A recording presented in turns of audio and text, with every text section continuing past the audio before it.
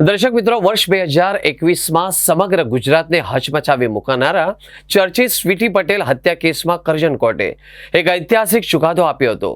કોર્ટે સ્વીટી પટેલના પતિ અને તત્કાલીન પોલીસ ઇન્સ્પેક્ટર પીઆઈ અજય દેસાઈને દોષી ઠેરવી આજીવન કેદની સજા ફટકારી આ સાથે જ હત્યાના કાવતરામાં ભાગીદારી અને પુરાવાનો નાશ કરવામાં મદદ કરવા બદલ સહ આરોપી કિરીટસિંહ જાડેજાને પણ કોર્ટે 5 વર્ષની કેદની સજા સંભળાવી છે. કેસના સહ આરોપી કિરીટસિંહ જાડેજા ઘટના બની ત્યારે કોંગ્રેસ પક્ષ સાથે જોડાયેલા હતા.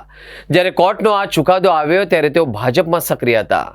5 જૂન 2021 ના રોજ અજય દેસાઈએ તેના કરજણ સ્થિત બંગલામાં સ્વીટી પટેલ જ્યારે ઊંઘી રહ્યા હતા ત્યારે નિર્મમતાથી તેમનું ગળું દબાવીને હત્યા કરી હતી. હત્યા બાદ ગુના પર પડદો પાડવા માટે અજય દેસાઈએ સહ આરોપી કિરીટસિંહની મદદની લાશને એક અવાવરો હોટલ નજીક લઈ સળગાવી દીધી હતી, જેથી કોઈ પુરાવો બાકી ન રહે. સ્વીટી પટેલ 5 જૂન 2021થી અચાનક ગુમ થયા. સમગ્ર પંથકમાં અરેરાટી વ્યાપી ગઈ. ખુદ પીઆઈ પતિ અજય દેસાઈ શરૂઆતમાં જ એવો ઢોંગ કરી રહ્યો હતો કે તે પોતાની પતિને શોધી રહ્યો છે.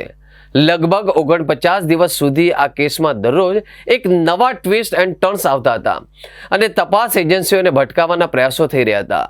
પરંતુ પોલીસ અને તમામ ટીમોની સતત પૂછપરછ અને ટેકનિકલ સર્વેલન્સ સામે અજય દેસાઈની ચાલાકી લાંબો સમય ટકી શકી નથી.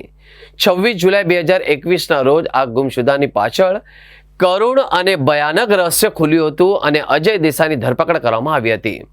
કરજણ કોર્ટે તમામ પુરાવો, સાક્ષીઓની જુબાની અને કેસની ગંભીરતાને ધ્યાનમાં રાખીને અજય દેસાઈને તેના ગુના બદલ આજીવન કેદની સજા સંભળાવી હતી. આ ચુકાદાથી પીડિત પરિવારે ન્યાયની અનુભૂતિ કરી અને કાયદા અને પ્રણાલી પ્રત્યે લોકોનો વિશ્વાસ પણ વધુ મજબૂત થયો છે.